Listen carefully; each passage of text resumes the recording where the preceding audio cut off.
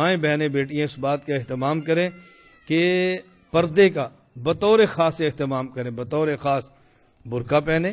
اپنے چہرے کو چھپا کے رکھیں، اپنے جسم کو محفوظ رکھیں، اور اگر کسی کی عذر ہو، کوئی مجبوری ہو، برقع نہ پہن سکتی ہو، بڑی چادر لیں،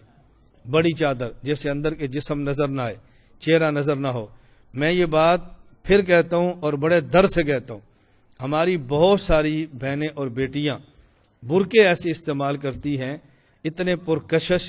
اتنے بھڑکیلے اور اتنے پھول اس پہ لگے ہوتے ہیں کہ نہ دیکھنا چاہے بندے کی تب بھی نگاہ اٹھتی ہے برقعے کی طرف۔ برقع سادہ پہنیں، برقع سادہ پہنیں، برقعے کو فیشن مت بنائیں۔ اب برقع بھی فیشنی ہے،